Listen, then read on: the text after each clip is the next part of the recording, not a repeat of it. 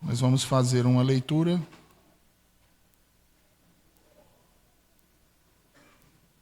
dos versículos 1 ao 9, irmãos.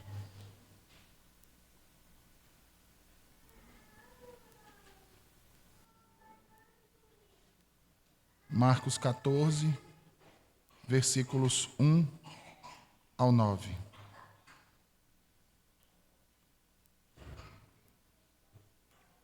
E dali a 2 dias era a Páscoa e a festa dos pães ázimos, e os principais sacerdotes e os escribas buscavam como o prenderiam com dolo e o matariam. Mas eles diziam: não na festa, para que porventura não se faça alvoroço entre o povo. E estando ele em Betânia, assentado à mesa, em casa de Simão, o leproso, veio uma mulher que trazia um vaso de alabastro, com unguento de nardo puro, de muito preço, e quebrando o vaso, lhe derramou sobre a cabeça. E alguns houve que em si mesmos se indignaram, e disseram: para que se fez este desperdício de unguento? Porque podia vender-se por mais de 300 dinheiros, e dá-lo aos pobres, e murmuravam contra ela. Jesus, porém, disse: deixai-a, por que a molestais? Ela fez-me boa obra. Porque sempre tendes os pobres convosco, e podeis fazer-lhes bem, quando quiserdes, mas a mim nem sempre me tendes. Esta fez o que podia, antecipou-se a ungir o meu corpo para a sepultura. Em verdade vos digo que em todas as partes do mundo, onde este evangelho for pregado, também o que ela fez será contado para a sua memória. Amém. Vamos orar, meus irmãos. Senhor, nós te pedimos que nessa noite Tu nos traga à memória o que esta mulher fez e o que isso tem a ver, Senhor, com a Tua graça. E nos faça enxergar, Senhor, um coração que verdadeiramente foi tocado por Ti. A semelhança dessa mulher, Senhor, torna os nossos corações voltados a Ti, nesta noite, para a Tua glória. Amém. Meus irmãos, vocês já pararam para pensar como, ultimamente, parece que o tempo tem passado mais rápido? Tirando o mês de setembro, parecia que não ia acabar o mês de setembro. Mas nós mal começamos o ano e já estamos encerrando.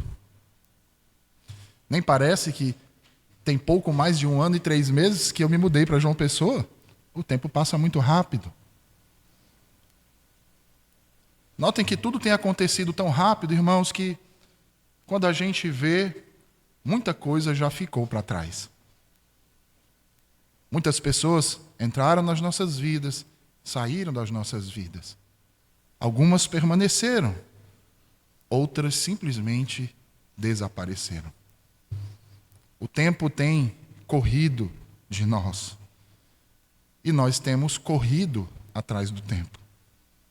Por causa disso, temos envelhecido mais rápido, temos estado mais nervosos e muito mais atarefados. E não são as poucas vezes em que somos pegues vivendo em função disso. Porque nós temos vivido na era da urgência. A maioria de nós não quer esperar, não quer aguardar, nem deseja descansar. Nesses últimos dias, nos tem faltado tempo, muitas vezes, para cuidar de nossos próprios filhos, de educá-los, de ensiná-los no caminho em que devem andar.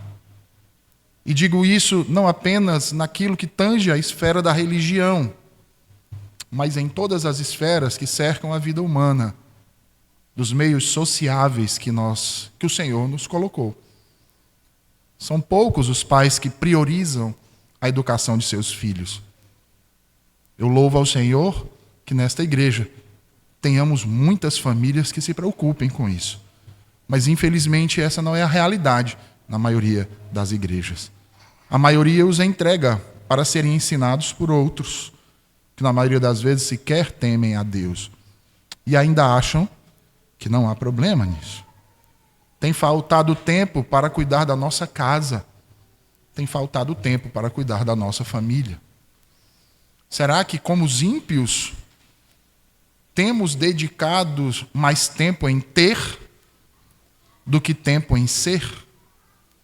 Muitos de nós têm se dedicado ao material e esquecido, irmãos, do primordial, as coisas que vêm do alto, as coisas celestes, as coisas do Espírito.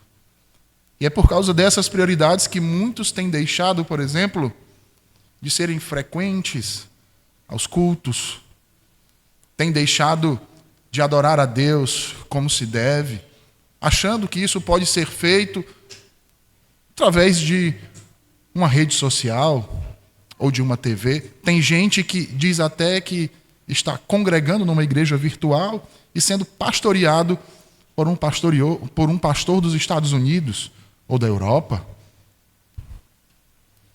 Falta tempo, pastor. É uma das coisas que a maioria de nós escuta muitas vezes dos irmãos. Passo a semana trabalhando, acordando cedo. Tenho conta para pagar, pastor. A igreja não vai pagar no meu lugar. Como eu posso vir para a igreja se o único dia que eu tenho para dormir até um pouco mais tarde é justamente no domingo? O único dia que me resta para ter um lazer com a minha família é o dia em que eu posso relaxar, posso ver meus amigos, posso estar junto com as minhas famílias. Ah, pastor, são muitas coisas. E eu não posso pôr essas coisas em ordem no momento. Eu não posso adorar a Deus de qualquer forma. Ele nem ia gostar se eu fizesse isso. Mas Deus sabe que eu estou fazendo isso pelo bem da minha família. E o Senhor sabe que Deus ama a família. Ele entende a minha ausência ou a minha pouca frequência e de minha família. Essas são desculpas recorrentes, irmãos, que nós ouvimos muitas e muitas e muitas vezes. E, meus irmãos, a agonia pelo agora torna o incipiente amanhã. A busca assídua pelos bens materiais e o conforto nesta vida nos distancia daquilo que é espiritual e do descanso eterno. E não duvidem, irmãos, a prioridade que damos hoje vai refletir no nosso amanhã. No capítulo anterior a esse que acabamos de ler, nós temos o contexto acerca do que está acontecendo nessa passagem que lemos aqui de Marcos capítulo 14.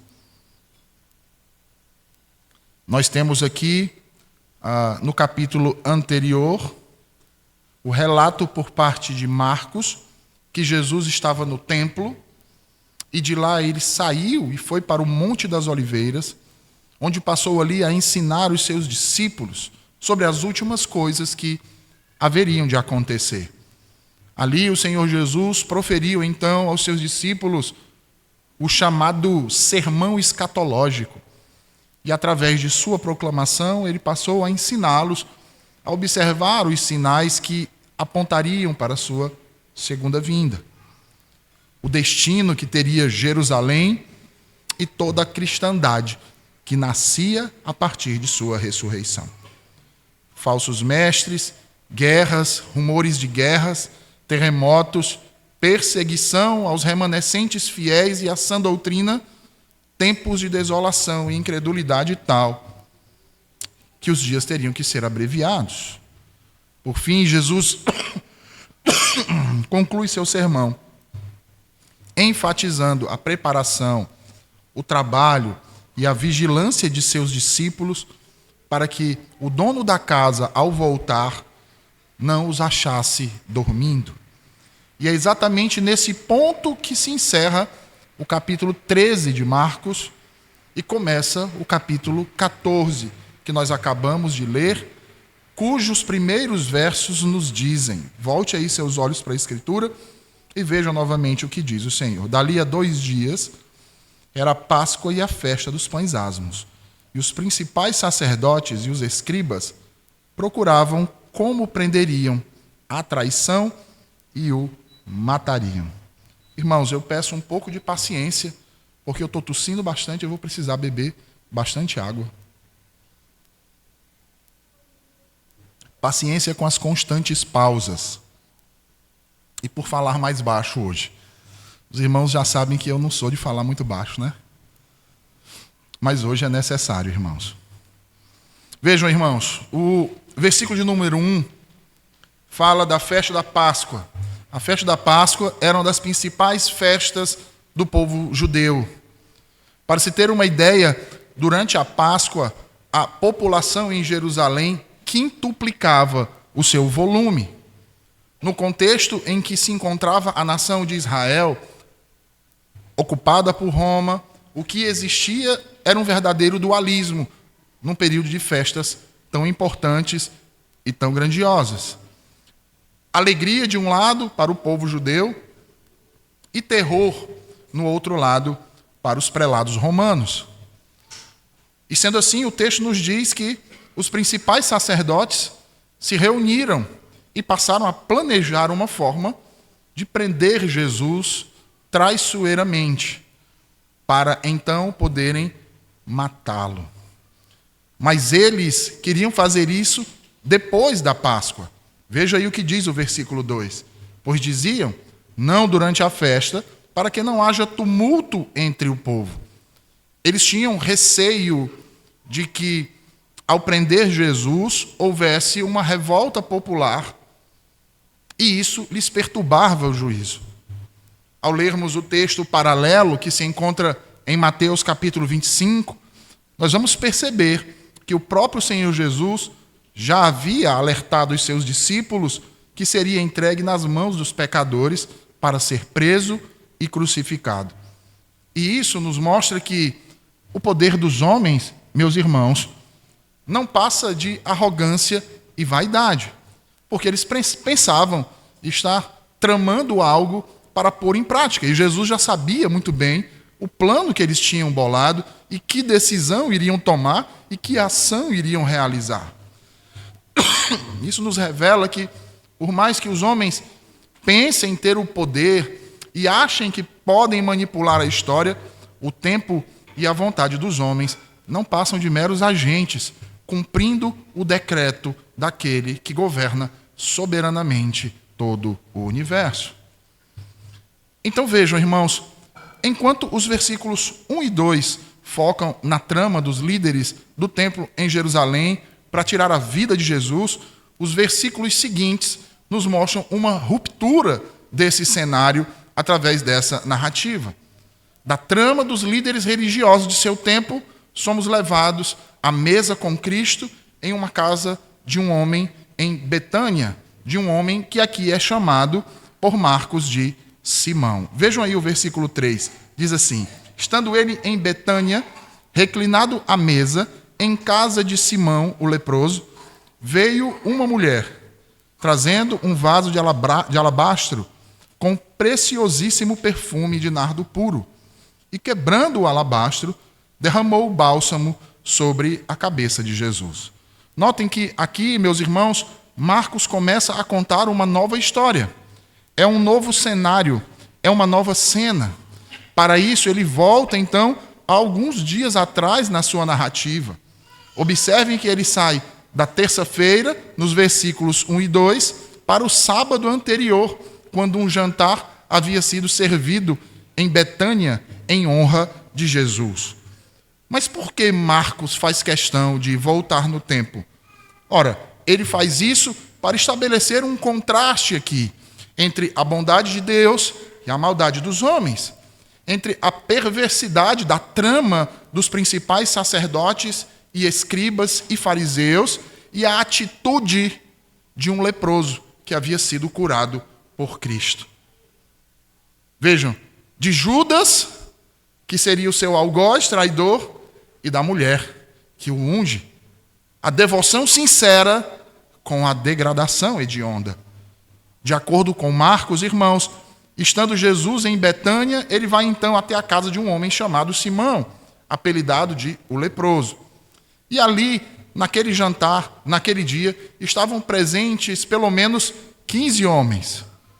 Pelo menos é isso que o texto nos deixa entender, se tomarmos os auxílios de outros evangelhos, como, por exemplo, o de João, capítulo 12, versículo 2, que nos diz que estavam presentes Jesus, os 12 e Lázaro, mencionado aqui no versículo 3, e em Mateus 26, 6. A ideia prontamente sugere que o jantar foi motivado pelo amor ao Senhor, e um amor que os motiva, então, a render ações de graças, a agradecer a Jesus por tudo que ele havia feito, honrando-o antes de ser preso. Notem que foi na casa de Lázaro que esse jantar foi oferecido e que, de acordo com o que diz João 12 e versículo 2, Marta, a irmã de Maria, estava servindo à mesa. No entanto, percebam que o foco de Marcos, aqui nesse texto, irmãos, especificamente no capítulo de número 14, não é Simão, não é Lázaro, mas é uma mulher. Porque ele diz, veio uma mulher. Essa mulher não tem o nome revelado aqui em Marcos. Porém, Mateus também não diz. Todavia, João nos diz que seu nome é Maria. Quem era essa Maria? Irmã de Marta, irmã de Lázaro. Perceba que o nome de Maria é citado 3 vezes no Novo Testamento.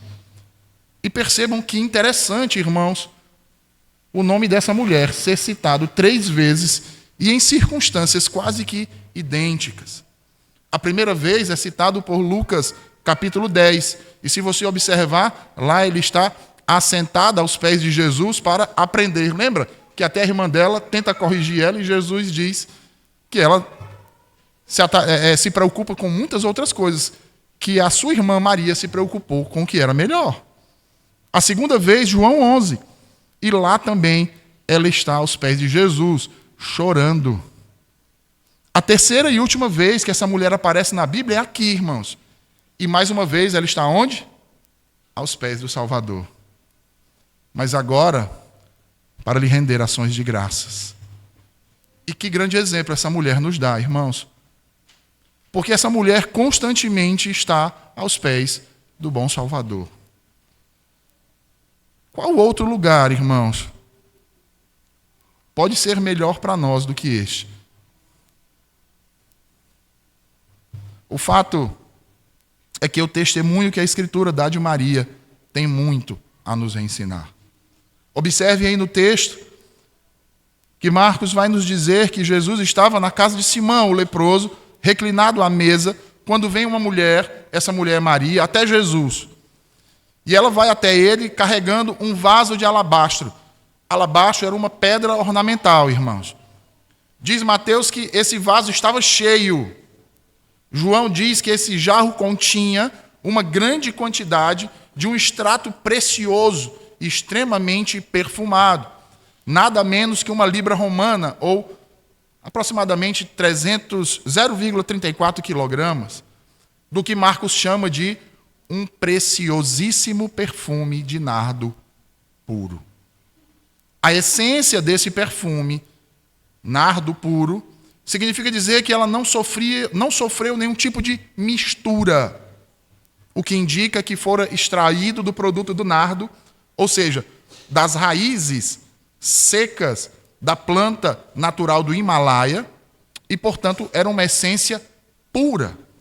Esse perfume foi avaliado pelos que estavam ali, em especial por Judas, que era o tesoureiro, em aproximadamente 300 denários. Veja, 300 denários naquele período era o equivalente a 1 ano de salário de um trabalhador.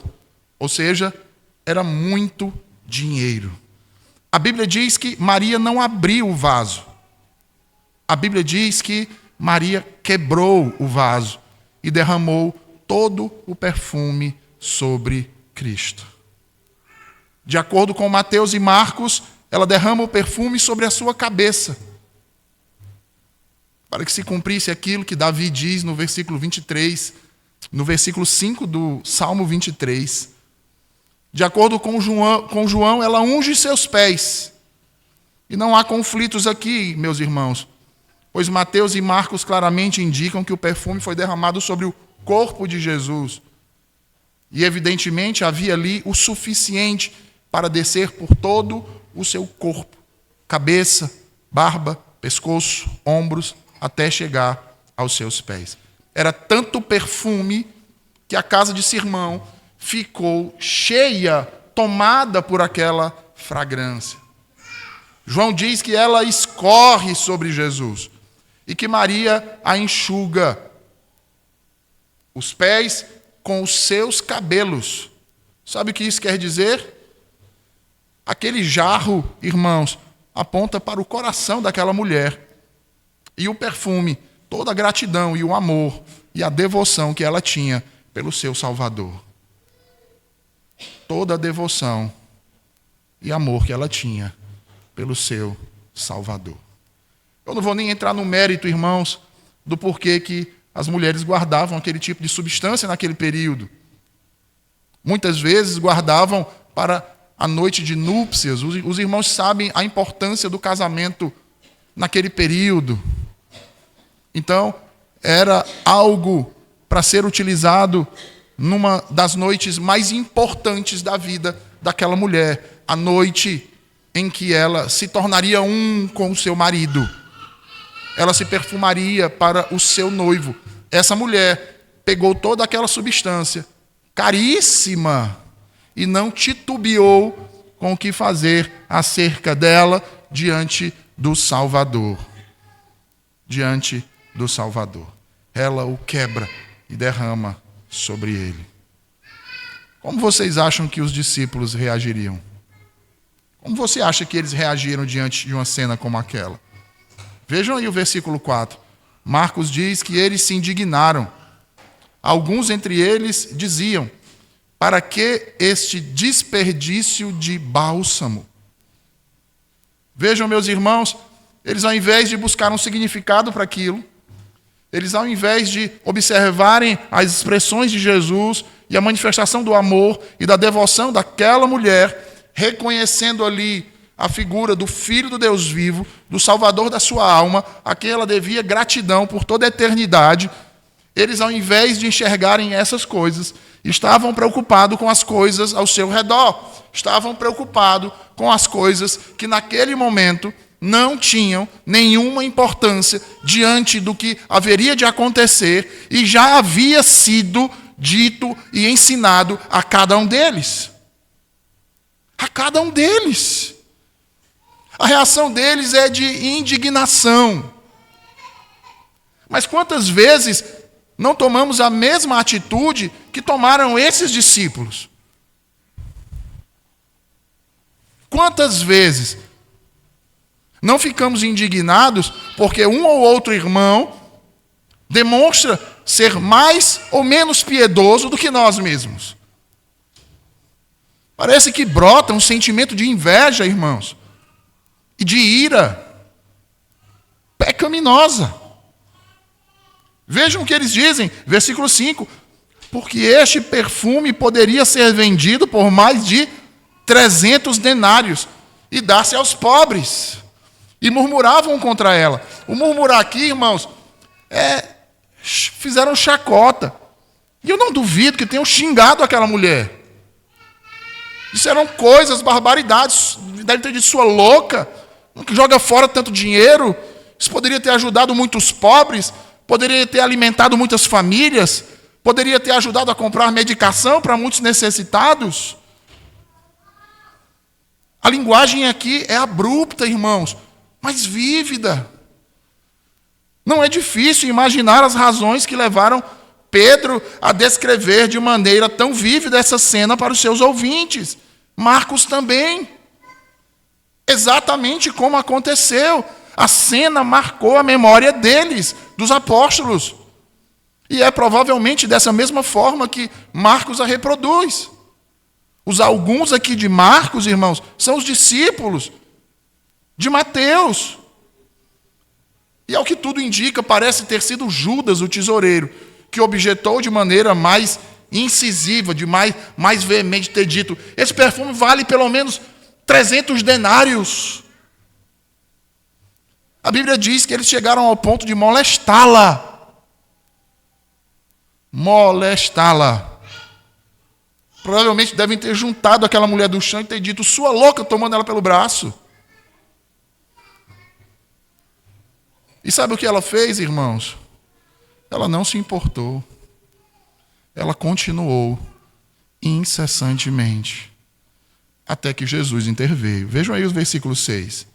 Jesus diz: deixai-a, por que a molestais? Ela praticou boa ação para comigo.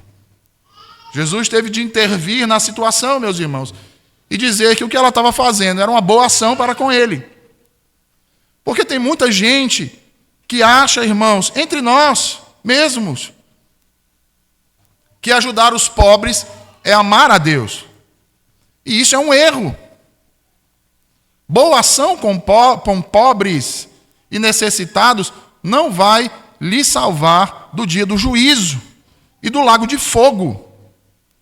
As boas ações não nos fazem amar a Jesus Cristo, não nos fazem amar a Deus. É porque amamos ao Senhor, em primeiro lugar, Ele. É porque amamos a Cristo que fazemos as boas ações, e só podemos fazer por causa do Espírito Santo que habita em nós. Porque senão nem assim pode ser chamada de boa ação. E as boas ações têm sempre como fim último e primordial a glória de Deus.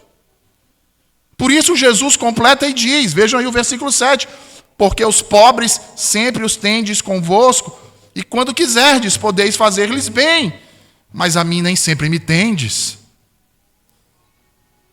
E então ele completa dizendo no versículo 8, ela fez o que pôde, antecipou-se a ungir-me para a sepultura. Você consegue imaginar como eles ficaram quando Jesus diz isso? Isso aqui, esse silêncio, toda aquela balbúrdia, indignação com aquela mulher, Jesus diz isso. Ela antecipou-se a ungir-me à sepultura. Silêncio no recinto. Olham para aquela mulher agora de um modo diferente. E Jesus continua, versículo 9, vejam aí. Ele diz, em verdade vos digo, onde for pregado em todo o mundo o evangelho, será também contado o que ela fez, para a memória sua. Esse texto não pode ser esquecido por nenhum de nós, irmãos. Por isso estamos pregando ele hoje aqui.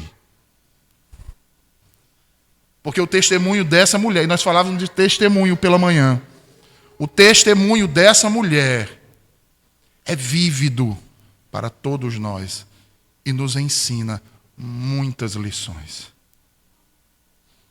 Dentre as quais eu quero tratar de algumas. Em primeiro lugar, ela nos ensina que devemos fazer o que pudermos para o Senhor. O texto diz que Maria fez o que pôde. Jesus diz, ela fez o que pôde. Isso me leva ao seguinte questionamento. Será que nós estamos fazendo tudo o que nós podemos por Cristo? Para a sua glória? Sejam honestos, irmãos. Não precisa responder para mim, não. É para você mesmo. E não adianta tentar se iludir, porque o Senhor Deus conhece os nossos pensamentos, as nossas intenções. Será que nós temos feito tudo o que nós podemos fazer para Cristo, por amor a Cristo, para a sua glória? Ou será que nós temos feito só um pouco? Ou pior, eu vou aumentar o grau de dificuldade. Temos feito metade do que deveríamos. Não é um pouco, mas é metade. Pode piorar. Tenho feito a metade. Não. Tenho feito tudo que eu posso, mas do meu jeito.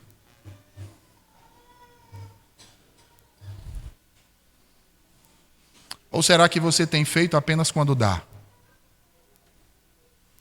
Não, quando dá, quando encaixa o horário, quando eu amanheço bem disposto. Muitas vezes costumamos fazer para Deus somente aquilo que não nos custa nada. Não é assim, irmãos?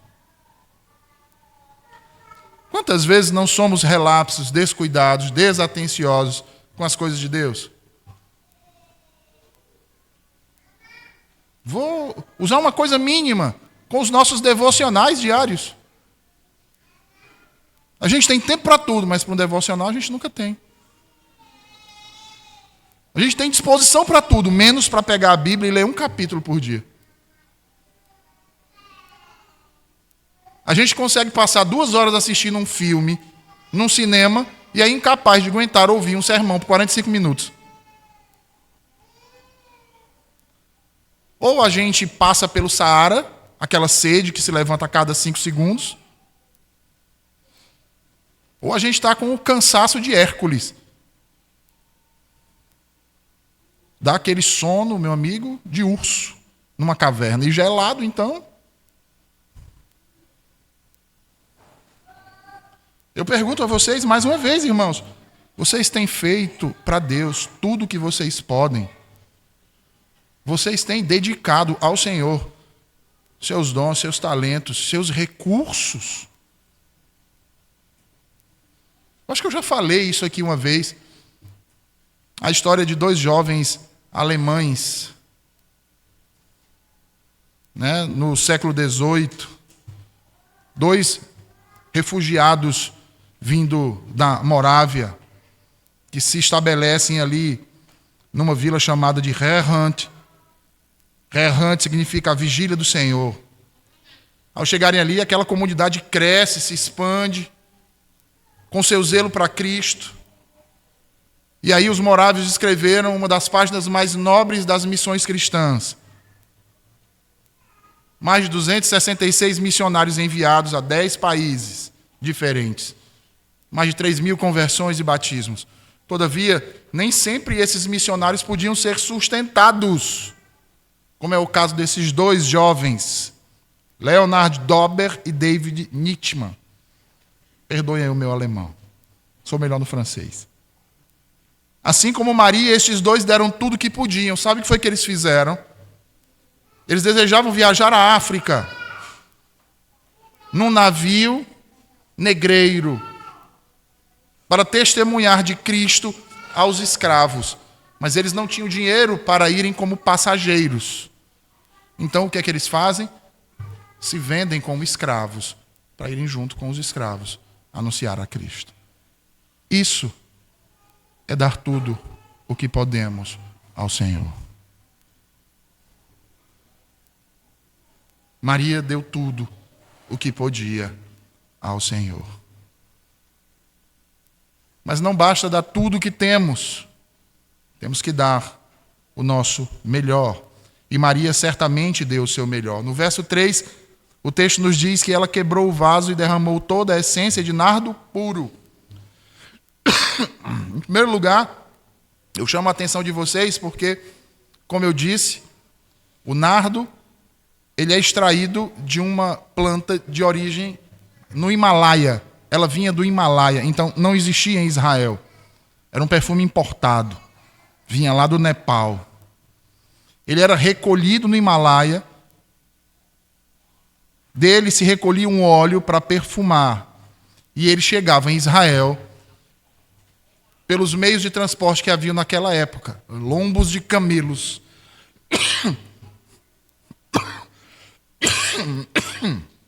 Através de rotas de comércio nem sempre seguras.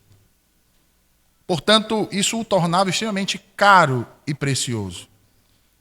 E como eu disse, era geralmente utilizado em ocasiões especiais.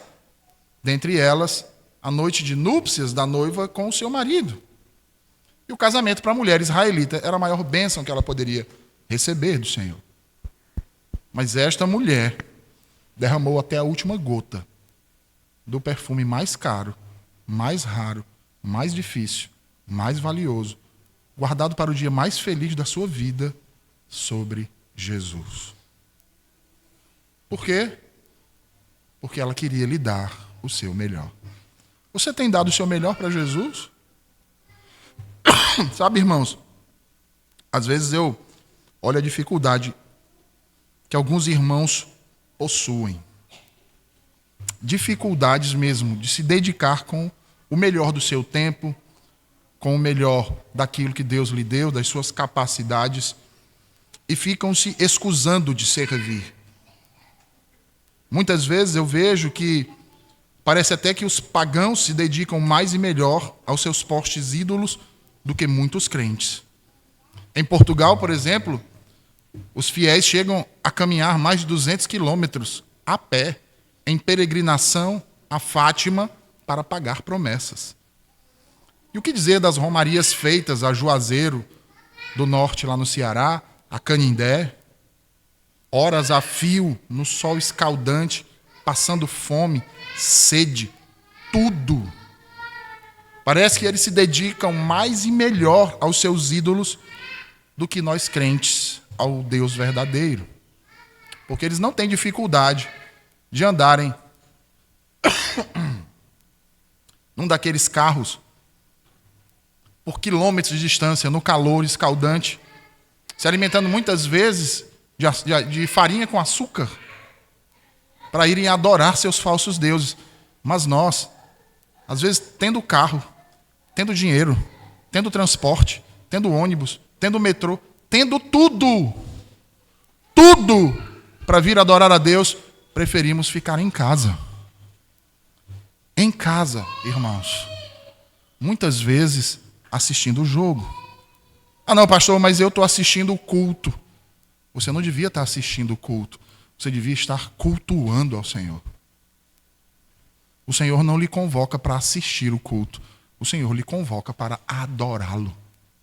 Não é a mesma coisa. Ah, mas o sermão me edifica. Glória a Deus, mas você não adorou ao Senhor. Não no ajuntamento solene do povo de Deus.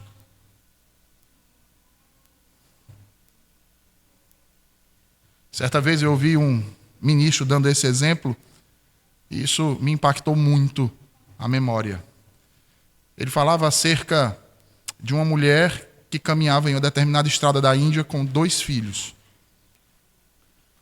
E um dia, enquanto ela caminhava na estrada com essas 2 crianças, ela foi abordada por um turista ocidental, que se sentiu consternado em ver aquela mulher caminhando com 2 crianças pequenas em meio a uma estrada extremamente inóspita. A turista então pergunta para onde ela ia, e ela responde dizendo que ia levar seus filhos até o rio Ganges, oferecer um deles aos deuses. A turista então pergunta à mulher: qual dos seus filhos a senhora vai oferecer aos deuses? E a mulher responde: o melhor, é claro, o maior e mais saudável deles. O que eu estou querendo dizer com isso, irmãos? É exatamente isso que você está entendendo. Muitas vezes, os pagãos são mais zelosos em servir aos seus falsos deuses do que nós quando servimos o nosso Deus. Em terceiro lugar, Maria nos ensina que temos que fazer as coisas para o Senhor no tempo certo. Observem aí o que diz o versículo 8. Versículo 8 de Marcos 14. Versículo 8 diz: esta fez o que podia, antecipou-se a ungir o meu corpo para a sepultura. Antecipou-se a ungir-me o corpo para a sepultura. Preste atenção no seguinte raciocínio. Faltavam 2 dias para a Páscoa. Foi dessa reunião que Judas saiu para vender Jesus por 30 moedas de prata. Foi dali que Jesus saiu para entrar triunfante em Jerusalém, sob os lombos de um jumentinho, num domingo de Páscoa. A cidade estava com a sua população quintuplicada. Jesus entra e a multidão grita, ensandecida: bendito é aquele que vem em nome do Senhor. No sopé do Monte Moriá, ele para e, conforme diz Lucas, ele olha para a porta da cidade e começa a chorar. O texto diz que Jesus chora compulsivamente, irmãos. Chora porque Jerusalém não aproveitou o tempo de sua visitação. Chora porque via Jerusalém sendo massacrada pelos romanos. Ele profetizou sobre isso. Jerusalém seria destruída completamente pelos romanos. Ele chora porque viu o povo judeu sendo disperso pelo mundo no maior êxodo já acontecido. E quando Jesus entra na cidade, ele não fala mais para o povo, ele fala apenas para os seus discípulos. Falou do presente, falou do futuro, os orientou, os instruiu, cantou os salmos de Davi com eles e ceiou com eles uma última vez. Dali então ele sai, ele vai até o jardim do Getsêmani, deixa alguns na entrada e segue com poucos outros. Ali Jesus cai sobre seus joelhos, clama por 3 vezes para o Pai, para que passe dele aquele cálice. De lá Jesus é preso, açoitado, humilhado, acusado de crimes graves, blasfêmia contra Deus e sedição contra Roma. Dali ele é condenado à morte e morte de cruz. Os pregos cravejados em suas mãos e pés rasgam-lhe a carne. Aquele madeiro comprime seus pulmões, seus ossos, jorra o seu sangue. Embebido na dor e cheio de aflição, o bom Salvador passa a agonizar, dependurado, feito um maldito, escarnecido pelo seu próprio povo, apregoado em um madeiro, suspenso entre o céu e a terra. Naquela cruz, ele profere então 7 últimas palavras e então entrega o seu espírito ao Pai. Ele morre, seu lado é perfurado por uma lança, seu corpo é retirado, é sepultado. E no domingo, logo pela manhã, no nascer do dia, nos primeiros raios, as mulheres saem em direção ao seu túmulo para embalsamá-lo, para perfumar seu corpo, ungir seu corpo. Quando chegam, tem uma surpresa fantástica, porque a pedra foi removida. O túmulo está vazio. E tem um anjo assentado na pedra e pergunta àquelas mulheres: o que vocês vieram procurar entre os mortos? Por que vocês estão procurando entre os mortos aquele que está vivo? Ele não está mais aqui, ele ressuscitou. E eu fico imaginando elas dizendo: não, nós viemos ungir o corpo do Senhor. Ele diz: mas ele não precisa mais de unção. Ele não precisa mais de bálsamo. Ele não precisa mais de óleo, ele está vivo.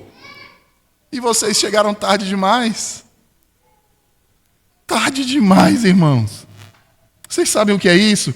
Tarde demais. Maria não. Maria aproveitou o tempo certo. Mesmo todo mundo agindo contra ela, ela viu que os outros tiveram dificuldade de enxergar. E com isso, Maria nos ensina mais uma coisa, irmãos. Tem coisas que nós só podemos fazer nesta vida. Só podemos fazer nesta vida. Se não fizermos nessa vida, nunca mais faremos. Tem coisas que, se você deixar para depois, você não vai conseguir fazer mais. Então, se você tem que dizer para alguém: eu te amo, você tem que dizer hoje, não é amanhã. Se você tem que pedir perdão a alguém, você tem que pedir hoje, não é amanhã. Se você tem que se reconciliar com alguém, é agora, não é mais tarde. Porque mais tarde pode ser tarde demais. Se você quer colocar o seu filho no colo e dizer: meu filho, eu te amo tanto e louvo a Deus por sua vida, você deve fazer isso hoje, todos os seus dias, porque amanhã você pode não poder fazer isso. Porque amanhã pode ser tarde demais, como foi tarde demais para aquelas mulheres. Como foi tarde demais para Davi. E eu não posso deixar passar isso, irmãos. Eu acho que muitos aqui lembram de uma das piores derrotas que teve o grande Davi. Nós lembramos de Davi sempre pelos seus grandiosos feitos. Matou o gigante, não é assim? Matava milhares de filisteus, derrotou um urso, matou leões. E da parte ruim, a gente sempre lembra do quê? Ele adulterou com Batseba e matou Urias. Mas dificilmente a gente lembra que ele passou 11 anos sem dirigir a palavra ao seu filho Absalão. 11 anos. 11 anos sem dirigir a palavra ao seu filho, ao príncipe Absalão, ou Avshalom, o príncipe da paz, aquele que traria paz para o reino. Era a esperança desse pai que passou 11 anos sem falar com seu filho. Absalão era um príncipe admirado por sua beleza e coração, irmãos, como o coração de seu pai. Possuía uma grande e bela cabeleira. Ao ter sua irmã estuprada e repudiada por seu meio-irmão Aminon, filho mais velho de Davi, clamou ao seu pai por justiça e consolo. Por não obter nenhuma coisa nem outra, ele trama sua própria vingança e mata seu meio-irmão. Seu pai Davi é tomado de grande tristeza. Persegue Absalão durante 11 anos e não lhe dirige uma só palavra. Após 2 anos de silêncio, Absalão pede para Joabe interceder junto ao pai para conversar com ele. Davi diz que não quer saber. Pode até permitir a volta dele a Jerusalém, mas não quer conversar com ele. Decorridos mais 7 anos, Absalão manda outro recado para o seu pai. Joabe, fala com meu pai. Se ele tem alguma coisa contra mim, que ele então me mate. Mas eu não aguento mais, Joabe. Ainda que a última vez que ele fale comigo seja para decretar a minha morte. Mas eu não aguento mais o silêncio do meu pai. Eu não aguento mais esse abismo. Não aguento mais essa mágoa. Não aguento ficar mais longe dele. Isso está me matando. O rei, então, ouve Joabe, manda chamar Absalão. Ao ver o seu filho Davi, o beija a face, mas continua sem lhe dirigir uma palavra. A partir dali, irmãos, todo amor se transforma em rancor, raiz de amargura e ódio. Os 4 anos seguintes, Absalão vai usurpar o coração do povo. O amor que possuía por seu pai, após 11 anos, transformou-se em ódio. Ele usurpa o trono e dá início a uma batalha inglória. Você sabe o que é mais terrível? O que vencesse a guerra teria que matar o outro, ou seja, ou o filho que mataria o pai, ou o pai que mataria o próprio filho. Vocês conseguem imaginar a aflição desse homem? No momento mais negro de sua história, que culmina com a morte de seu filho, o belo Absalão. Seus exércitos vencem aquela batalha. E ao receber a notícia de seu filho, Davi percebe o tempo perdido e a dor que lhe dilacera o peito. E desesperadamente chora. Absalom, Absalom, Absalom, meu filho Absalom. Quem me dera ter dado minha vida por ti. Mas era tarde demais. Nossas atitudes, irmãos, devem impactar nossa posteridade.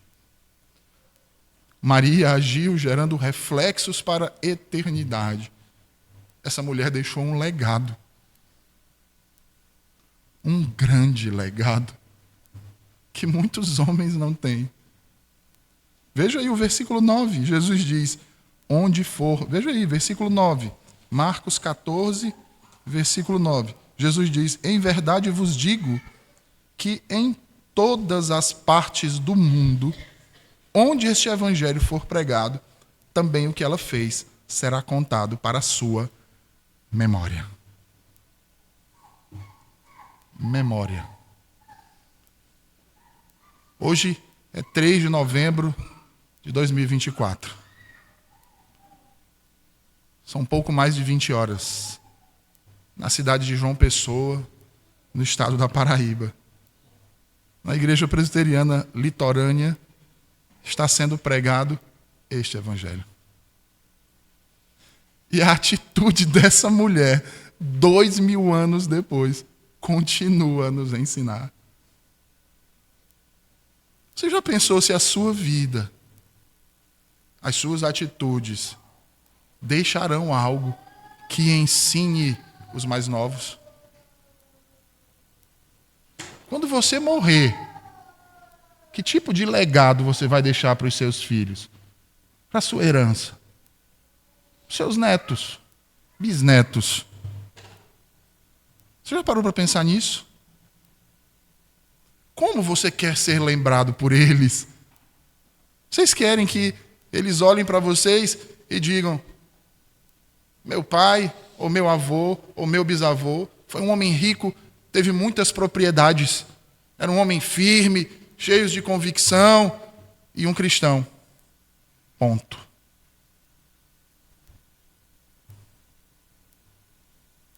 Para que seus netos sejam também donos de muitas propriedades, ricos, bem-sucedidos, não há problema com isso. Ricos, bem-sucedidos, e um apêndice no final, e um cristão. Qual será o epitáfio que será escrito na lápide da sua sepultura? Você já parou para pensar nisso? Porque nós vivemos em meio a uma geração tão egoísta, irmãos, e extremamente corrupta, que nós deveríamos nos perguntar todo dia o que nós temos feito de diferente. E para concluir o sermão dessa noite, eu quero trazer mais uma ilustração. No século XIX, um jovem escocês, presbiteriano, adorava ouvir as histórias que seu pai lhe contava. Sua família era muito pobre. Ele teve que começar a trabalhar muito jovem, muito cedo, aproximadamente aos 10 anos de idade, para ajudar a sua família inicialmente.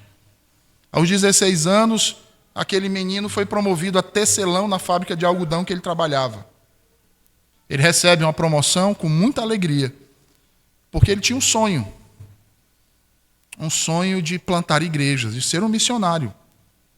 Mas ele precisava de dinheiro para pagar os seus estudos. E sendo assim, aos 23 anos de idade, ele começa a estudar grego e, ao mesmo tempo, medicina. Juntamente com seu pai, eles enviam uma carta de intenções à Sociedade Missionária de Londres. O jovem rapaz queria trabalhar como missionário em um país estrangeiro. Após se formar, aquele jovem é enviado então ao deserto de Kalahari, na África Austral. Ao chegar lá, ele se sentiu fascinado com a oportunidade de apresentar o Evangelho e lutar pelo fim da escravidão naquele lugar. Certa feita, faltou água na aldeia para o povo. E o feiticeiro que havia na tribo procurou o jovem missionário e o desafiou num combate de deuses, para ver qual deus faria chover mais cedo na aldeia. Porque ele tentou e os deuses dele não estavam os abençoando com a chuva. O jovem aceitou o desafio. Chamou alguns homens, construíram pás de madeira e começaram a cavar para canalizar água do rio até a aldeia. E desenvolveu o primeiro sistema de irrigação do continente africano. Talvez muitos aqui já tenham ouvido falar dele, ou não. O nome desse missionário é David Livingstone. Esse homem abriu escolas, fundou missões, abriu comércios, lutou para acabar com o tráfico de escravos e fez muito mais coisas que o sermão nessa noite não dá para a gente falar. Próximo de morrer, já velho, em sua última viagem, ele escreveu em seu diário uma última oração, em que ele dizia ao Senhor: meu Deus, meu Pai, minha vida, meu tudo, novamente dedico todo o meu ser a Ti. Aceita-me e concede. Ó misericordioso Pai, que antes do fim do ano eu possa findar a minha obra. Em nome do Senhor Jesus Cristo. Amém. David Livingstone, quando morreu, os africanos não queriam permitir que o seu corpo voltasse para a Europa. Na briga, pediram então que deixassem na África o seu coração. A família concedeu. Abriram seu peito, arrancaram fora seu coração e enterraram na África. O seu corpo partiu para Londres, onde foi sepultado com honras na abadia de Westminster, lugar onde são sepultados os reis e os heróis da raça anglo-saxônica. Em Malau, na África, tem uma catedral, e dentro dessa catedral há uma lápide de bronze, onde está escrito: para a glória de Deus, em memória de David Livingstone. Em Londres, na abadia de Westminster, há também uma placa de bronze no túmulo de David Livingstone, com o seguinte epitáfio: para a glória de Deus, em memória de David Livingstone. Assim como Maria, esse homem também deixou um legado. Não só para os seus descendentes, mas para todos nós, seus irmãos. Um testemunho do que é dar tudo de si, todo o seu coração, como dizia Calvino: eu entrego em tuas mãos, Senhor, para que no final sua família reconhecesse que a sua vida foi uma vida vivida para a glória de Deus. Não foi o seu prestígio, não foram os bens que foram mais reconhecidos, mas a vida que esse homem dedicou ao Evangelho de Jesus Cristo. Que o Senhor nos ajude a tomar isso como exemplo e, a partir de hoje, nos preocuparmos em deixarmos esse mesmo legado para os nossos descendentes. Vamos orar, meus irmãos? Senhor, nós te agradecemos por tua palavra nessa noite. Te agradecemos por nos ensinar, Senhor, mais uma vez, acerca do que verdadeiramente é viver para a tua glória. Tu não nos quer pela metade, Senhor. Tu não nos chamaste para sermos parcialmente teus filhos. Pelo contrário, teu sangue nos comprou para sermos inteiramente teus. Para que testemunhássemos desse teu amor, Senhor, como testemunhou Maria, como testemunhou nosso irmão David Livingstone. Portanto, nos faz assim, Senhor. Nos fortalece em Ti e que a nossa vida seja vivida para a Tua glória. E que a nossa herança, Senhor, a principal herança, o principal legado que deixemos para os nossos descendentes, seja o temor e o amor ao Teu santo nome. Em Cristo Jesus. Amém.